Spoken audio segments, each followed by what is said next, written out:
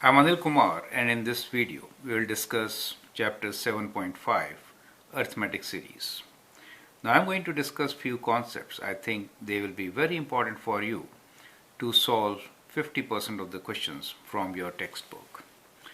Now let's begin with arithmetic sequence. Now arithmetic series is when we are talking about sum of terms in arithmetic sequence, right? That is how they are related. So let us consider a very simple sequence to start with. Let's say set of even numbers starting with number 2. So we have 2, 4, 6, 8, 10 and so on. So this is the arithmetic sequence which we are going to explore. Now in this sequence what we know here is that the first term is 2. We could write this as T1 is 2, or we could also say A is 2, right? Both ways it is correct. And we also find that the common difference D is 4 minus 2 or 6 minus 2, which is also 2 in this case, right? So that is what we know about the sequence. Sequence starts with 2, and to get the next number you have to add 2 each time. Since we have a common difference here, it is called arithmetic sequence, right? Now when we say arithmetic series, then what is the real change? The real change is that we are talking about now 2 plus 4 plus 6 plus 8 plus 10 plus so on. Like when we write that plus, it all of a sudden becomes arithmetic series, right? So this is an example of arithmetic sequence. Okay, and that is an example of arithmetic series. So that is how these two chapters are different, right? So earlier we did arithmetic sequence. In that chapter we were mainly discussing number of terms. How do you find the first term, second term, nth term, like that.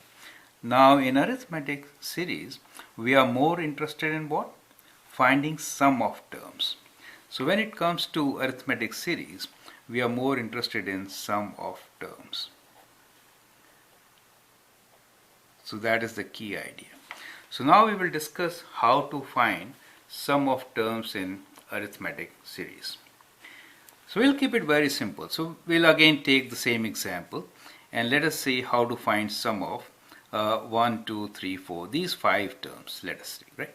So one strategy here is we need to find what is 2 plus 4 plus 6 plus 8 plus 10 is equal to, right? So 1, 2, 3, 4, 5 terms. We'll call this as S sum of 5 terms. So when I write S5, it means what? It will mean for you sum of, I should write first 5 terms. Is that okay? So you have to understand the nomenclature. Now since you see that series actually continues, we also say partial series. So this is a partial, a part of series, right? So that is partial series sum, right? I mean sum, correct? So that is another way of looking into it. So at times you will also come across the term partial series. It means series is going on and on. We are only interested in finding sum of first 5 terms, that is S5. Now how do we do it? Arithmetic sequences are very interesting and see a very easy way of doing it. We need to find what is 2 plus 4 plus 6 plus 8 plus 10 is. What we can do here is we can rewrite the same series starting with 10.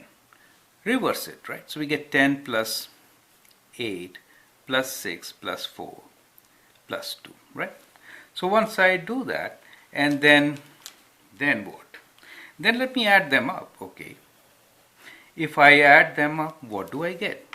2 plus 10 is 12, and 8 plus 4 is 12, 6 plus 6 is 12, again 12, and again 12.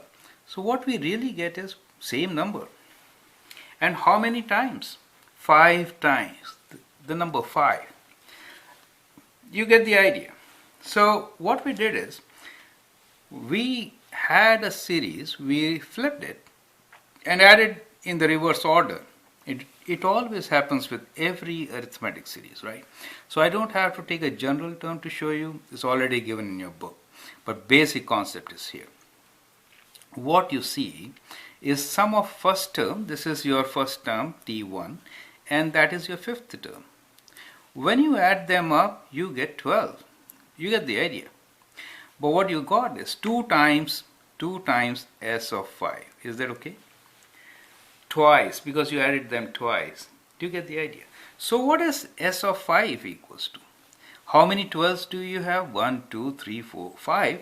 I can multiply that by 5, and then this is 2 times. So 5 by 2 becomes the sum of these 5 terms. Do you get the idea? Now that helps us to develop the formula. And from here we get our formula. That is, 5 is the number of terms. So we'll write the formula first. Okay. And then we have already done the calculation. We'll write here formula. N was my number of terms divided by 2. And in between we added first and the last term. So we'll call them as T1 plus Tn. Do you get it? Well, here is the answer of S5. So I'm not rewriting here. I'm in fact writing my formula here, and that is, in general, sum of n terms, we could extend it till 100, you know what? And then when you do 100 plus 2, it'll be 102, correct?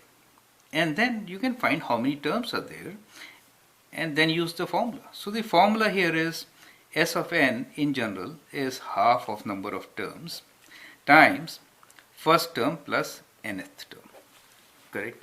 So this is one way of remembering this formula, which is kind of very important.